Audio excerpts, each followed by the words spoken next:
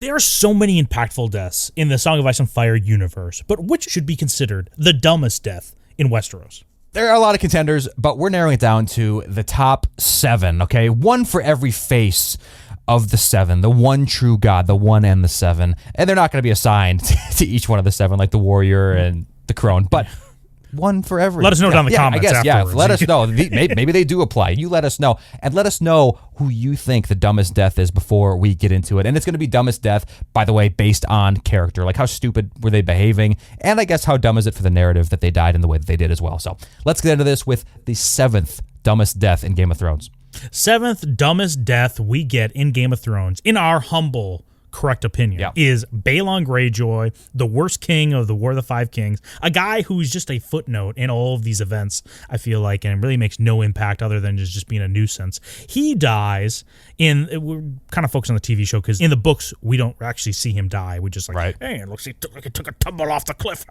But Balon, right, self-proclaimed king, I'm just more so pissed off about how Pike looks in this situation, too, because what is the transportation between these two towers? It's just some sort of rope ladder bridge, and then it's basically an obstacle course from where he, from one tower to the other. And on the other side, during a stormy night, he sees his one-eyed, blue-lipped, murderous brother and decides, you know what, I'm going to actually confront him here. Dude, Balon Greyjoy, what the hell are you doing? Just turn back around into that whatever tower you came from and hunker down and wait and maybe have some security around you. This is just dumb death. Why would you even confront your brother like that on one of these areas? Why don't they have some sort of skyway system like they do in like Minneapolis? So the snow comes, you can actually walk around the city without going outside. This is dumb.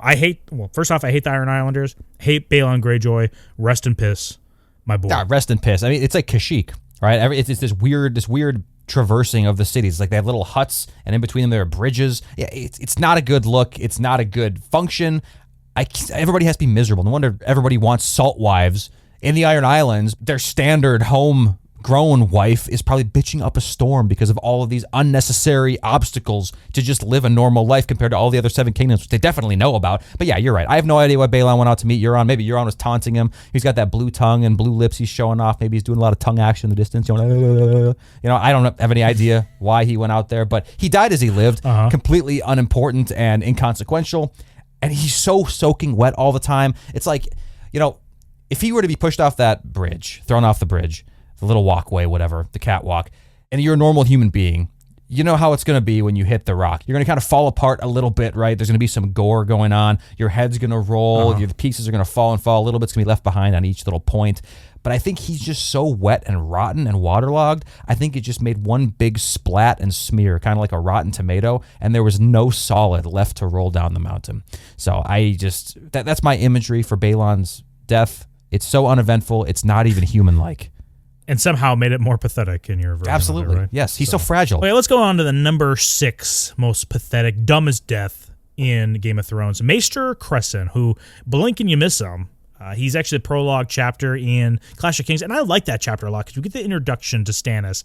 Yep. But Gator, this is such a dumb way. It's so choreographed. It's so obvious, No one is going to sip this cup. He's like, I have a cup. Let's make a toast. Me and you, we've had our differences, but here, you drink this first. Yeah. No one is going to fall for this. How are people that are so smart sometimes, like a Maester, so fucking stupid? Well, yeah, I know. It's unbelievable. He's nervous as hell, too. I swear, it's not poison. See, watch, I'll drink it. Go. It's like, now you try. It's like, and then he dies in 2 seconds. And Melisandre is magic as hell, which, by the way, she tanks this poison, which is pretty cool, I guess. This is the this is the reason. This is proof or evidence toward the fact that the religion of the R'hllor is the second coolest religion in the Song of Ice and Fire world, although it's a distant second. I don't know what he was thinking. I don't know why he thought this plan was going to work. And even if it did, Stannis is so far down the rabbit hole at this point, I'm not even sure if Melisandre dying would have really turned things around at that point. Like, I don't know. Maybe he thought that, I don't know. Because now I'm thinking about it. Maybe if he thought that Melisandre died, then he could be like the person whispering in the ear, right? To be like, okay, I'm going to really set He could put on the red dress. But he's going to be dead. He's going to die too. So what's his plan? My understanding is Mr. Cressen gives it to Melisandre saying like, hey, here's this cup. Yes. Please drink it. Hopefully it poisons her. And she goes, oh, I'm dead now. And then he goes, okay, cool. Like, that's very unfortunate that she died. But, I had to do that for you, my lord. And maybe he would have died, but at least she's not in his ear anymore. But after she tanks it, like you said, why would he then drink it? He's like, well, if I don't drink it, they're going to think I tried to murder her. No, he and this drinks is like a really it first. weird interaction. He drinks it first. Does he drink it first? first? Yeah, he literally takes a sip of it first. That's why I said, like, I swear it's not poison. And then, starts to take a sip. See? So delicious. And he's like wincing. And either way, he drinks it. He's an idiot. Like, why would you do this? It makes no sense. Mr. Cressen, please. All right, number 5, expanding out from the main series, in House of the Dragon. The death, you could say murder maybe, of Rhae Royce, Daemon's first wife. The way she dies is she spooks her horse, falls on her back, gets paralyzed, and then shit talks her husband until we don't see what happens, but I think we're led to believe he kills his wife. But we never see it on screen. Either way, she's left there to die because of her actions. But what a dumb way to die. A girl that's known for her horseback riding and outdoorsman dies because she spooks her own horse and shit talks her husband, who's known as, which I don't know if he has the name at this point, as the Rogue Prince, but you at least know this guy is he's like the biggest stinker bingus in Westeros, and he has a dragon. Like, I don't know, this makes no sense. Why is she doing this, Gator? Tell me why. I have no idea why it turned out this way. I don't even think that Daemon killed her. I think that she just sat there and starved or whatever. But that's beside the point of this video. It doesn't really matter. It was her own actions that led to this.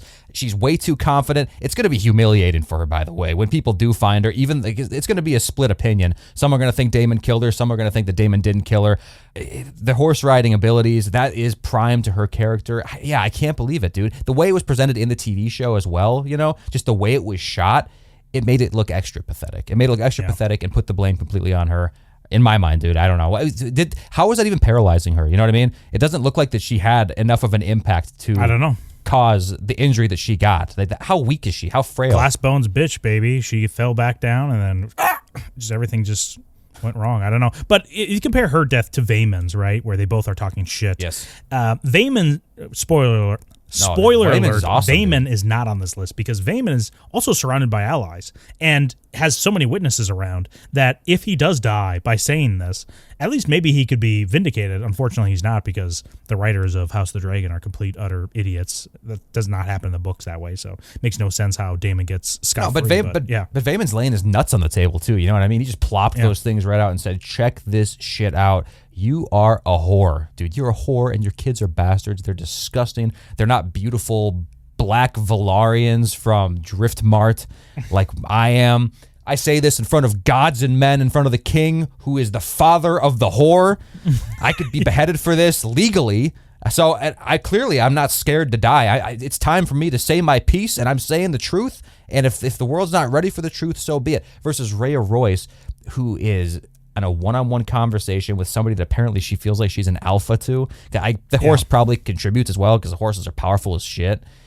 Meanwhile, Daemon just like uses his mental domination to control the situation. But I don't know. Like, just think of the risk reward scenario between Vaemon and Rhae Royce. Like, Rhae's thinking, I can say whatever I want to this guy. It's going to be his word against mine, and no one likes Daemon. Versus Vaemon, dude, again, nuts on the table.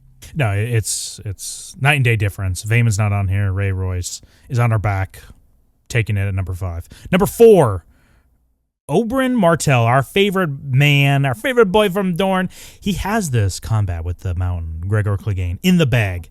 And for whatever reason, he needs to, with all the adrenaline pumping, which is understandable, you might be making bad decisions at this point when you got all this adrenaline, needs to get the Mountain to confess even more. Like, hey, who told you to do it? Well, where was it? It's like, stop doing this interrogation, dude. Just get the murder or, say the combat done here and then move on. You don't need to have this whole confession, but he's doing his little prancy, like doing little poses, making little faces. Like, dude, Oberyn, I'm glad you're dead because you flew too close to the sun, and it looks like the Martells do get bent sometimes. Oh, yeah, as if that was ever in question. I don't even understand what he was hoping to accomplish, like from the confession. So what, if he confesses that Tywin ordered him to do it, which Tywin did not, by the way, but if he confessed Tywin ordered him to do it, does Tywin, like, go to jail now? Is that what you think happens? Like, the Lannisters are in charge. Like, it's not going to be a legit trial. It's just not going to happen. Nothing's going to happen to Tywin. He wasn't even scared at all. What? The guy that you're torturing in front of everybody confesses to something. Oh yeah, yeah, I'm sure everyone believes that. Whenever the Mad King did that, I'm sure everyone believed him. He's like, oh yeah, this person's actually doing all. She's up to no good. She confessed it. It's like, no. It's enhanced interrogation. Okay, it's not torture. Let's not use I'm just the saying. word. I'm just saying. Also, Oberyn's haircut was shit. It looks terrible. His head's a strange shape. It's not good. Oberyn sucks. His bastards suck. The whole situation is bad. I'm glad he died, but the death itself was embarrassing. Yeah, totally agree. Number 3. Returning back to House of the Dragon, Lyman Beesbury. I think he's the master of coin at this point in the small council. But our boy, Lyman, can't read the room when the Greens eventually decide, hey, the king is dead. Long live the new king. And he's like, what? It's supposed to be queen. I was there when we swore this. And I will say, he can't read the room, but also there's a little blame on the Green Council because you should have slow rolled this to this guy, knowing that maybe we could have been like, Lyman, you were there. It's actually your idea to have Aegon on the throne. He's like, what? It's like, oh yeah, that's right. Oh yeah. Was he Joe Biden? Come on, Jack. Yeah, I knew that. Corn Pop. Let us know in the comments. Who's Corn Pop of Westeros? Who's the Corn Pop of Westeros? Lyman died like a bitch. His skull is unfathomably weak. Criston Cole he exclaimed in a lot of anger. He did, sit down. That's true. But all he did, I think, was just like grab his shoulders and kind of push him down into his chair. And then inexplicably, Lyman's like ab muscles must have just activated. Maybe he, Yeah. Maybe, I got it. Maybe he's got those like little pads on his abs and he's trying to tone them up, with like those little stupid gimmick electricity things where it's like. You got something from the Maesters. Yeah, the little EMG activators. Like, And maybe when Criston Cole sat him down, it caused like a little power surge and it made his abs flex like insane. And so he did a super sit up right into the table, and maybe that's what did it, dude. I don't know, because it's otherwise. How do you explain that death? His skull can't possibly be that weak, or his abs. Like, why did he even collapse? It's just odd.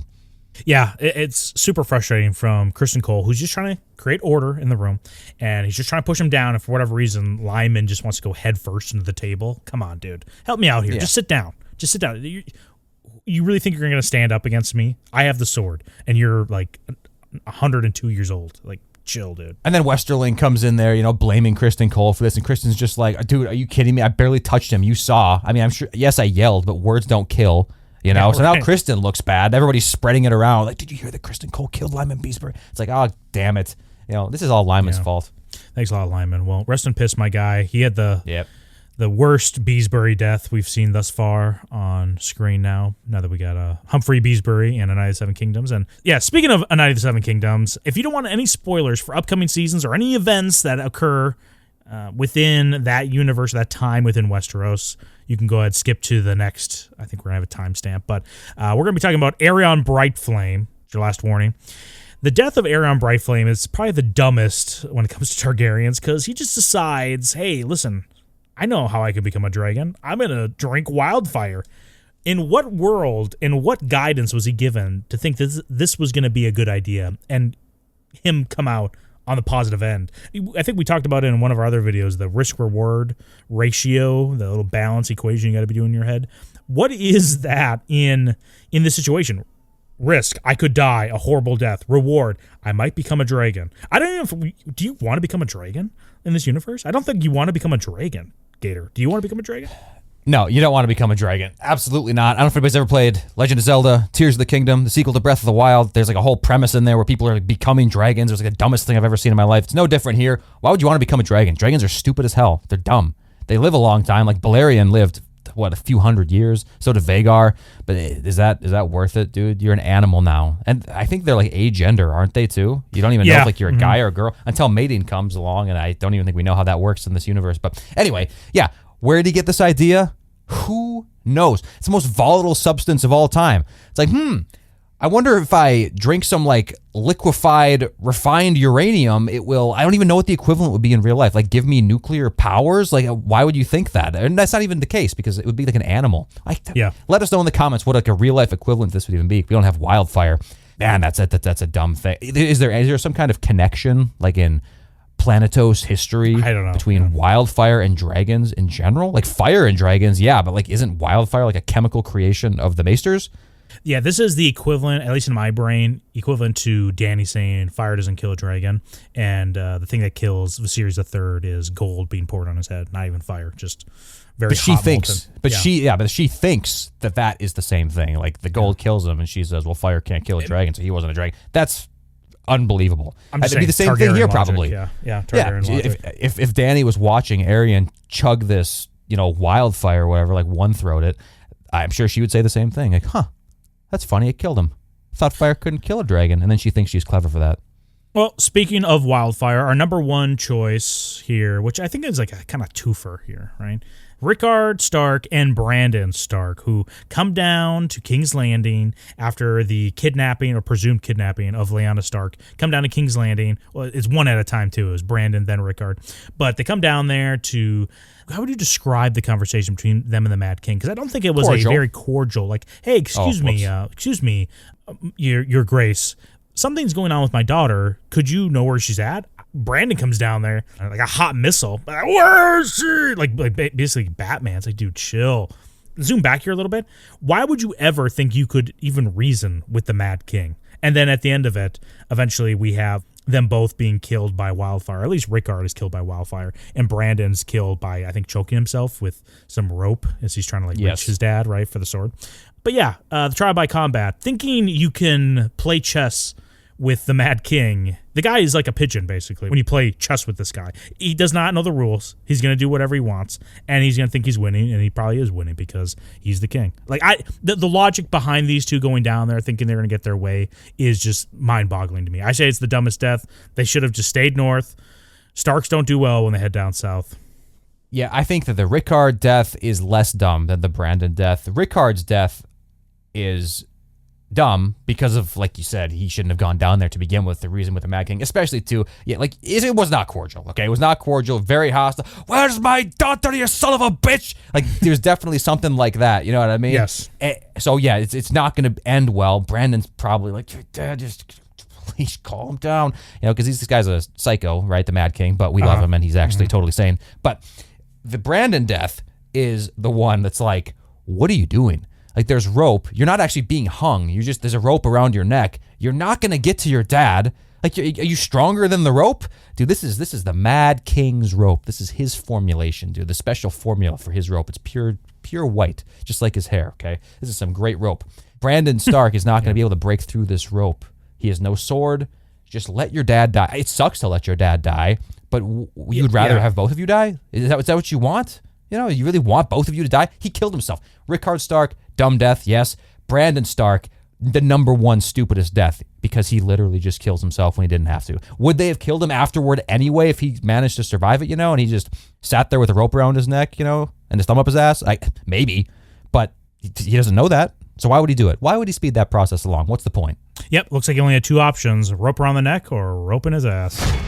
Hey, thanks for watching this video. Be sure to subscribe if you want to see more content like this and smash that like button. Or not. We don't care.